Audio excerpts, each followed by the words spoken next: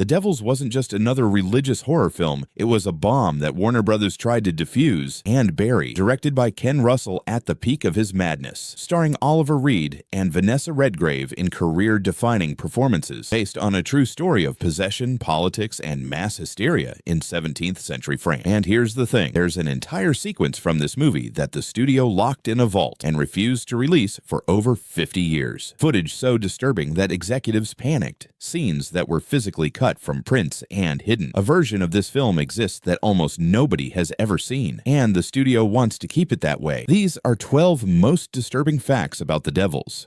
And hidden in them is the shocking truth that the complete film was deliberately destroyed, and what remains is still being held hostage. Number 1. This movie is based on real events, and the truth was worse than anything Ken Russell invented. In 1634, a Catholic priest named Urbain Grandier was accused of witchcraft in Loudun, France. Nuns at a local convent claimed he'd possessed them with demons. They convulsed, they screamed, they accused him of unspeakable acts. But here's the truth. It was political. Grandier had powerful enemies. Cardinal Richelieu wanted him dead. The possessions were likely staged. Grandier was tortured, tried, and burned alive. The whole thing was a setup. Man murdered by the church and the state, working together. Ken Russell read Aldous Huxley's book about it and saw a horror story hiding in history. He was going to drag it into the light, no matter what it cost him. And that cost started immediately. Number 2 shows how far he was willing to go. Number 2, Ken Russell demanded total commitment, and he got it in blood. Russell wasn't interested in making a polite period drama. He wanted hysteria. He wanted madness. He wanted audiences to feel physically sick. Reports from the set describe an atmosphere of controlled chaos. Russell pushed his actors into extreme emotional states. He wanted real sweat, real exhaustion, real terror. The shoot was grueling. 16-hour days in elaborate costumes under hot lights. Extras collapsing from heat. Nuns screaming until their voices gave out. One crew member reportedly said it felt less like a film set and more like an actual exorcism. Russell didn't apologize. He said horror should hurt, and his lead actor agreed. That's what number 3 is about. Number 3, Oliver Reed gave one of the most intense performances ever filmed and nearly destroyed himself doing it. Reed played Father Grandier, the doomed priest. He threw himself into the role completely. According to production accounts, Reed stayed in character between takes. He fasted. He isolated himself. He studied real accounts of torture and execution. The scenes where Grandier is broken on the rack, Reed reportedly asked for the restraints to be tightened until it actually hurt. He wanted the pain to show on his face, and it does. You watch those scenes, and something feels wrong, because something was. Reed wasn't acting anymore. He was suffering, and he wasn't the only one. Number 4 reveals what Vanessa Redgrave sacrificed. Number 4, Vanessa Redgrave shaved her head, and it was just the beginning. Redgrave played Sister Jean, the hunchbacked Mother Superior who accuses Grandier of possessing her. The role required total transformation. Redgrave shaved her head completely. She wore a painful prosthetic hump. She contorted her body for hours, but the physical transformation was nothing compared to the emotional one. Jean is obsessed, jealous, sexually repressed, and consumed by madness. Redgrave had to embody all of it. Reports say she found the role disturbing to inhabit. The scenes of her possession, writhing, screaming, foaming, took multiple takes, each one draining. Russell pushed her further, and Redgrave delivered something audiences had never seen. A performance so raw, it's hard to watch. Because it looks real, it feels real, and the sets made it worse. Number 5 explains why. Number 5, the sets were designed by Derek Jarman, and they were unlike anything in cinema history. Before Derek Jarman became a legendary director himself, he was a set designer. Ken Russell hired him to build the city of Loudun. What Jarman created was stunning. White walls, clean geometric shapes, a city that looked almost futuristic, deliberately jarring against the 17th century costumes. The design was meant to disturb, to feel wrong, to suggest that evil isn't dusty and old. It's clean and clinical and institutional. The sets cost a fortune. Warner Bros. Complained about the budget constantly, but Russell refused to compromise. He needed that visual language, that sterile horror, and when filming wrapped, the studio ordered the sets destroyed immediately. Some reports say they wanted no evidence of what had been filmed there, because what was filmed there became the most controversial footage in studio history. That's number 6. Number 6. The rape of Christ sequence was so disturbing that executives demanded it be destroyed. Here's what happens in the scene. The possessed nuns, in the grip of their hysteria, attack a massive statue of Christ. They tear at it. They writhe against it.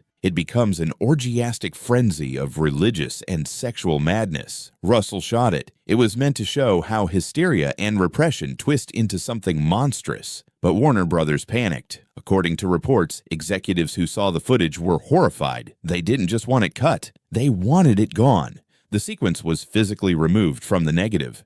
For decades, it was considered lost, maybe destroyed forever. A piece of cinema history erased because a studio was afraid. And that wasn't the only thing they cut. Number 7 reveals how much of this film was butchered. Number 7, the censorship of the devils was systematic and brutal. It wasn't just the rape of Christ scene. Warner Bros. Demanded cuts throughout the film. A scene of public enemas performed on the nuns. Cut. Extended torture sequences. Trimmed. Religious imagery deemed too provocative. Removed. The version released in America was savaged. Different countries got different cuts. Some saw more, some saw less. Nobody saw what Ken Russell actually made. The director was furious. He fought the studio constantly. He called the cuts vandalism, but he had no power. The studio owned the film. They could do whatever they wanted. And they wanted the devils to disappear because the ratings board had already declared war. That's number 8. Number 8. The film received an X rating and was banned in multiple countries outright. In America, an X rating was a death sentence. It meant no mainstream theaters, no advertising on television, no chance at a wide audience. The Devils got an X rating despite the cuts. Some theaters refused to show it anyway. In Italy, the film was banned completely, which is ironic, considering it's about Italian Catholic history. The UK cut additional footage for its release. Several countries banned it for decades. The message from the industry was clear. This film should not exist, and for years, it almost didn't.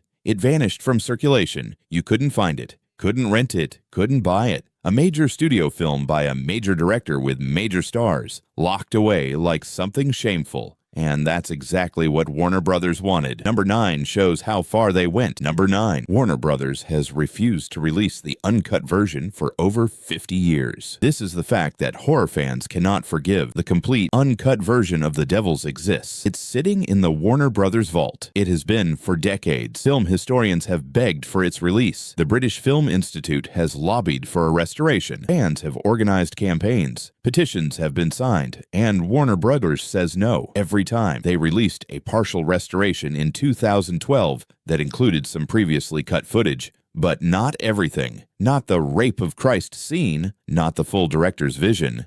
They're holding a piece of cinema history hostage. Why? Nobody outside the studio knows for certain. Some speculate it's fear of controversy. Others say it's simply not profitable enough to bother. Either way, the complete film remains buried, and Ken Russell died without ever seeing it released. Number 10. Ken Russell spent the rest of his life fighting for his film, and lost. After The Devils, Russell kept making provocative movies, but nothing matched the fury of this one, and nothing hurt him more than its destruction. In interviews, he called the censorship criminal. He said the studio had mutilated his work. He tried for decades to get the uncut version released. He failed. According to reports, Russell became increasingly bitter about it as he aged. The film that should have been his masterpiece existed only in fragments, chopped up, hidden away, disowned by the studio that financed it. Russell died in 2011. He was 84 years old. He never saw the complete Devils released to the public. The studio outlasted him,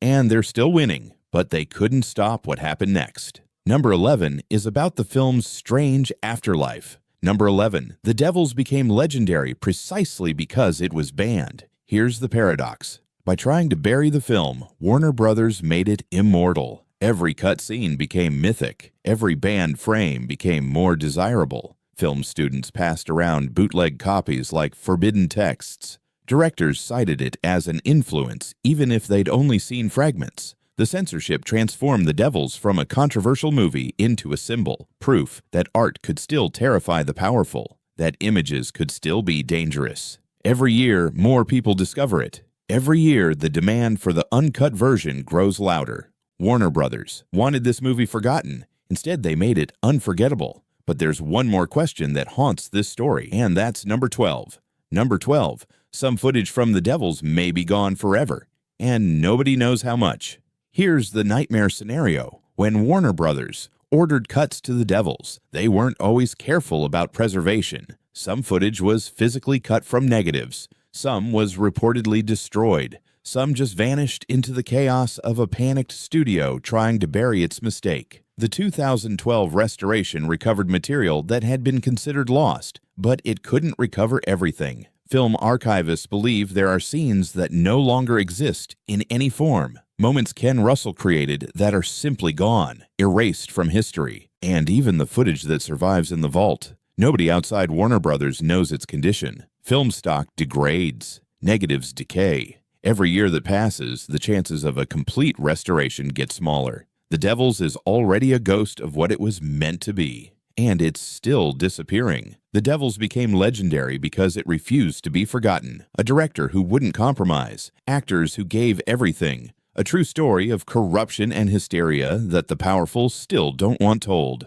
Warner Brothers tried to destroy it. Censors tried to silence it. Whole countries banned it.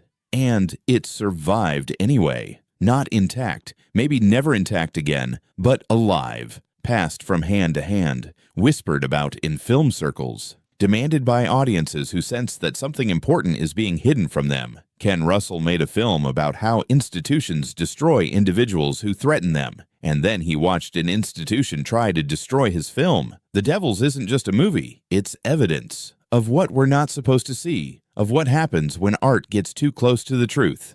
Thanks for watching. Hit like, drop a comment with your favorite fact, and subscribe for more creepy movie secrets.